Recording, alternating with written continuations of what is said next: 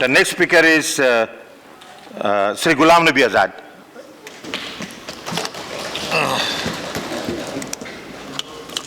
माननीय चेयरसर,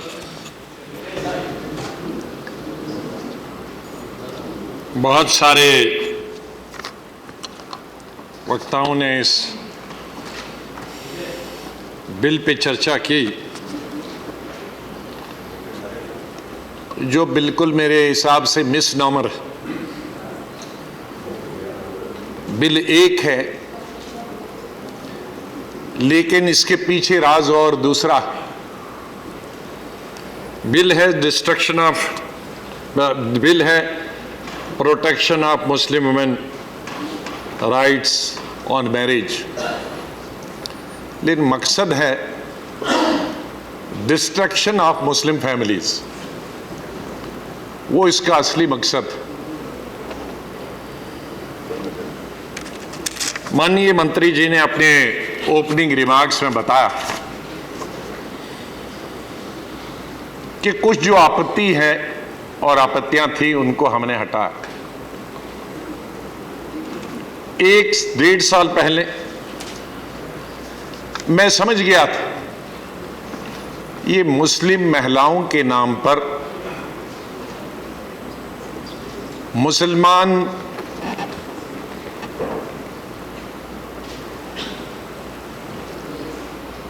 न रहे बांस न बजे बंसरी,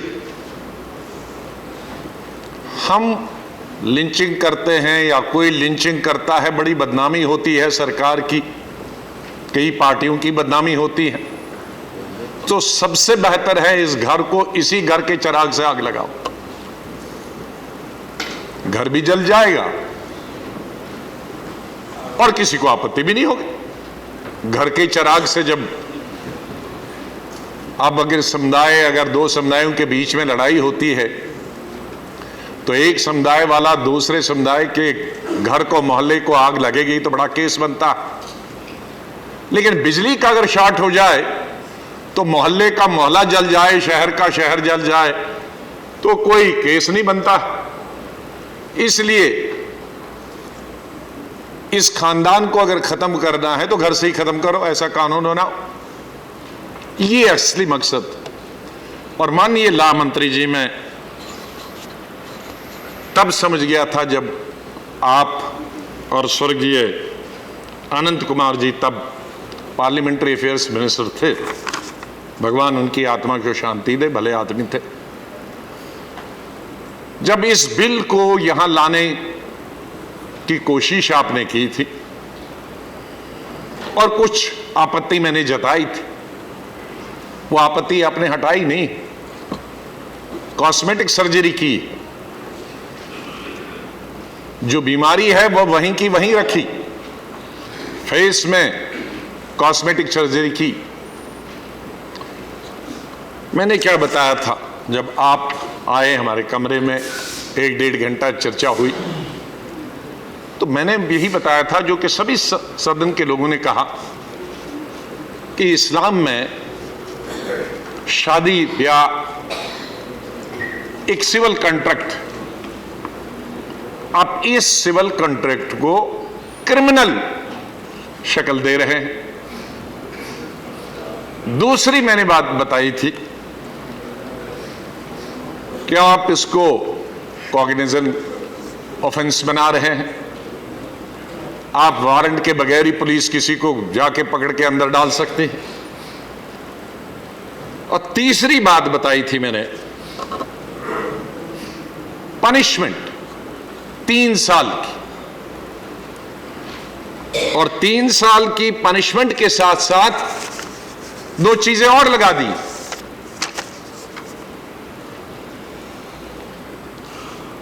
कि सब्सिस्टेंस अलाउंस भी देना है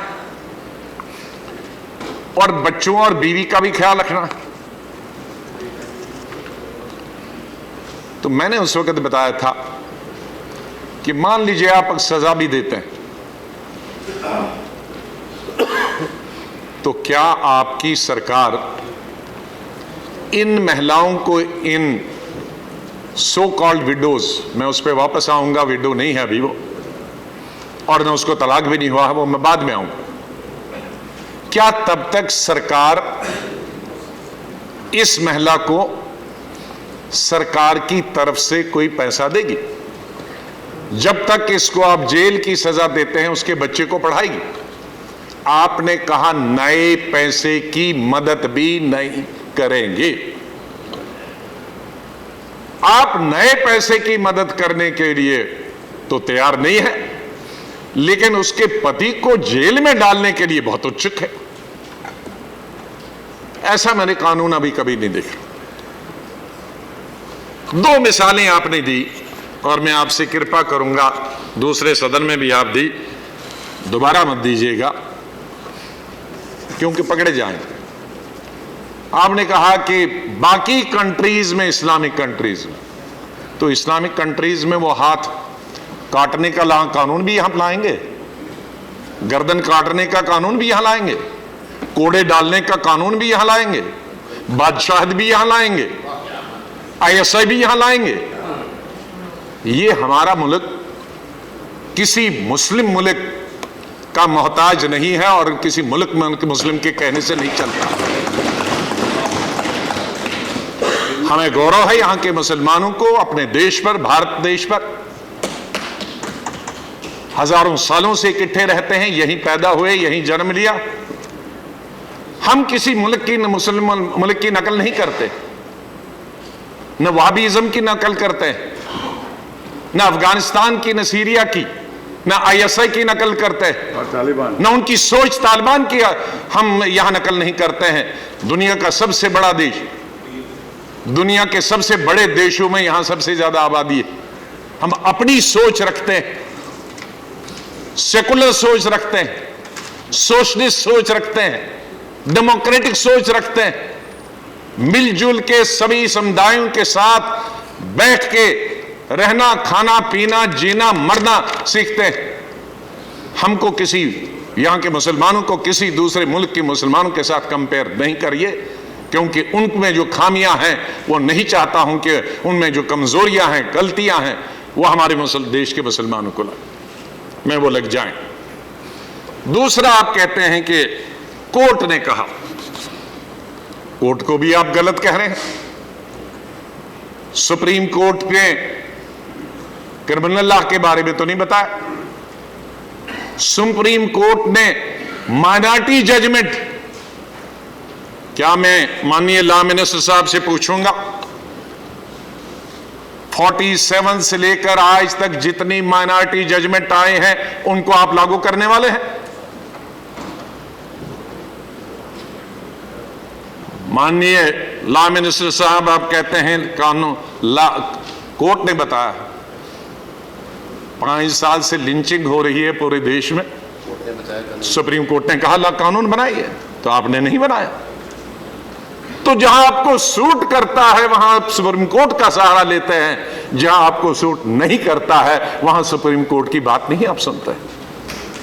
तो इसलिए सुप्रीम कोर्ट को आप सोच समझ के कोर्ट करा करिए, और अगर सुप्रीम कोर्ट की बात माननी है तो कल लिंचिंग पर भी लाइए कानून, तो मैं मानूंगा कि भाई आप सुप्रीम कोर्ट की सजेशन को और गाइडेंस को और उनके हुक्म को मानते हैं। सेलेक्टिवली हर चीज को इंप्लीमेंट करने की कोशिश मत कर लीजिए।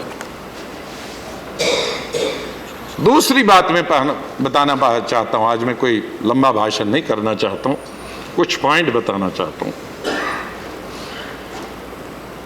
ये सजा किस चीज की दी जा रही? मैं तो साइंस का स्टूडेंट हूं, लॉ स्टूडेंट नहीं हूं, लेकिन एक साधारण सिविलियन। माननीय लॉ मिनिस्टर साहब, तलाक तलाक तलाक लिखित में, जबानी में, व्हाट्सएप में, SMS में, टेलीफोन पे सुप्रीम कोर्ट ने खत्म किया। अब वो है नहीं लॉ।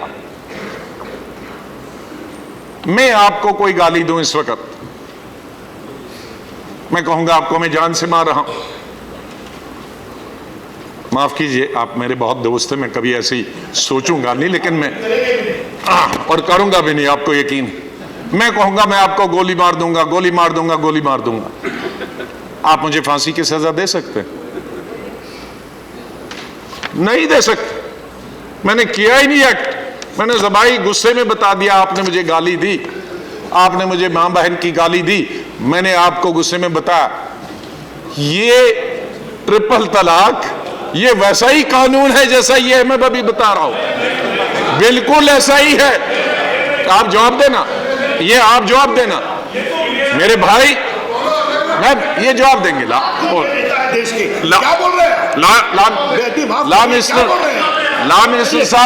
ला मिनिस्टर साहब मुझे भरोसा इन पर, ये बहुत सक्षम है, ये सक्षम है जवाब देने के।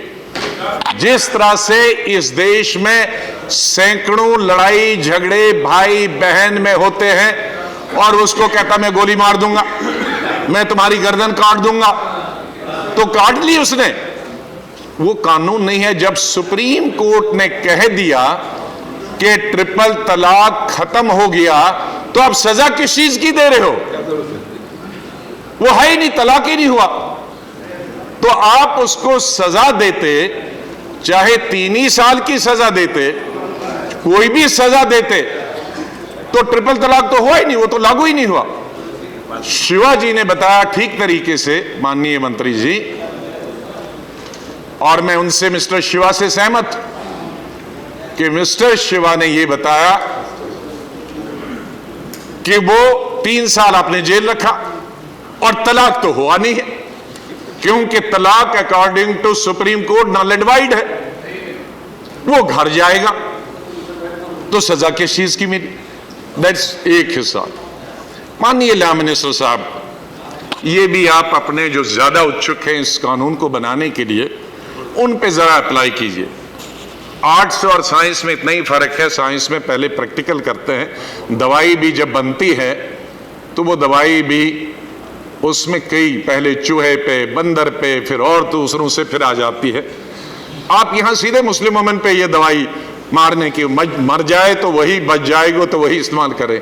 आप में से जो उत्सुक है जरा इस कानून को, उसको जरा अपनी पत्नी की शिकायत पर 3 साल जरा जेल डलवा दीजिए, और उसके बाद मैं देखूंगा कि वो अपनी पत्नी के साथ किस शांति और प्यार से रहेगा। जरा ये अपना बीजेपी में एक एक्सपेरिमेंट करिए, मैं यहां करवा दूंगा, मैं यहां कहूंगा इसको लागू करिए, एक्सपेरिमेंट वहां से आए। जो पति अपनी पत्नी की वजह से जायज या नाजायज उसकी शिकायत से, उसकी अदालत कचहरी लड़ने की वजह से जेल में चली जाए, और उसके बाद वो कहता है कि वो पति और पत्नी शांति से रहे, ये हमारी समझ में नहीं आता। माननीय लॉ मिनिस्टर साहब, ये इस तरह का कानून आप ही बना सकते हैं, कोई इधर वाला ये सोच नहीं सकता ऐसा कानून। और ये कानून पावर का नशा, पावर जब आती है तो फिर कुछ नजर नहीं आता, फिर सब जो चाहो वो करे। मैं आपसे यही गुजारिश करूंगा कि ऐसा कानून मत आइए, ये ना राजनीति से पूरा प्रेरित है, पॉलिटिकली मोटिवेटेड है। ये आपने इस देश के अल्पसंख्यकों को उनके आपसी झगड़े लड़ाई में लगे रहे, वकील पति के खिलाफ करेगा, पत्नी पति के वकील खिलाफ करेगा, जो अगर कहीं एक जमीन का टुकड़ा होगा, घर का टुकड़ा होगा, वो बेच के वकील लगेंगे, और इससे पहले कि उसकी जेल की मुद्दत खत्म हो गई होगी तब तक उनका दिवालिया निकला होगा, बीवी भी सड़क पर होगी, बच्चे भी सड़क पे होंगे, और जो जेल से निकल आएगा या तो खुदकशी करेगा, या डाकू बनेगा, या चोर बनेगा, या भीख मांगेगा। ये है मंशा आपके ट्रिपल तलाक की।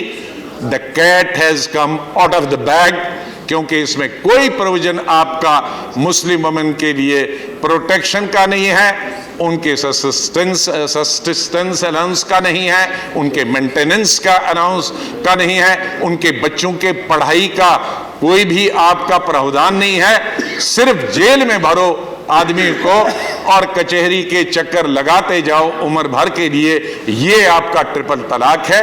इसका घोर विरोध हम करते हैं और मैं आपसे निवेदन करता हूं कि आप इस बिल को सिलेक्ट कमेटी के हवाले करिए और सिलेक्ट कमेटी इस पे चर्चा होगी। सिलेक्ट कमेटी देखेगी कि कौन सी चीज उसमें से निकालनी है, कौन रखनी है। हमें इसमें कोई आपत्ति नहीं है कि हमारी जो बहनें हैं, महिलाएं, उनको सशक्तिकरण नहीं करना चाहिए, लेकिन यहां भी डबल अप स्पीक। अभी हमारे साथी बोल रहे थे, एक तरफ से आप हर बार 70 साल से बोल रहे हैं एक कानून होना चाहिए। पर्सनल लॉ कहां से आ गया? मुसलमानों के लिए अलग से लॉ कैसा आया?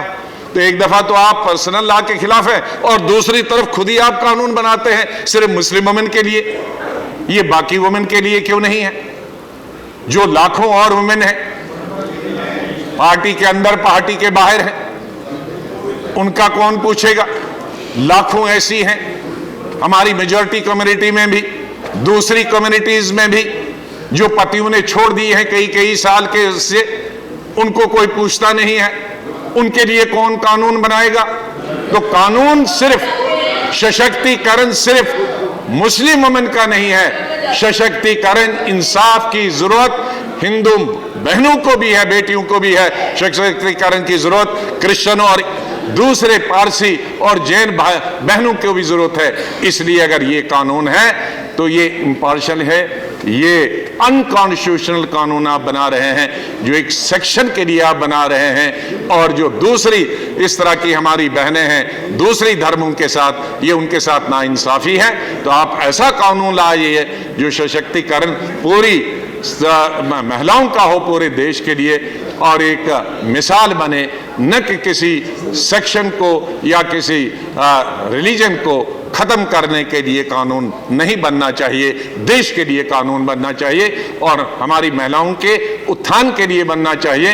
और सबसे बड़ा अगर काम है उनके लिए आप कर सकते हैं, जिस तरह से कांग्रेस गवर्नमेंट ने रिजर्वेशन लाई थी पंचायत में, कॉरपोरेशंस में, लोकल बॉडीज में, पहले 33%, फिर उसके बाद 50%, और हमारे यूपीए के सब लोगों ने उसको सहयोग दिया था। उसी तरह से अगर आपको सशक्तिकरण चाहते हैं आप महिलाओं का, तो एक टारगेट मत करिए एक सेक्शन को, आप पूरे देश के लिए 33 या 50%, मिनिमम 33% लाइए। मांग तो हमारी 50% की है रिजर्वेशन, वो महिलाओं के लिए रिजर्वेशन लाइए और इस बिल को आप सिलेक्ट कमेटी के हवाले भेजिए। बहुत बहुत धन्यवाद। धन्यवाद।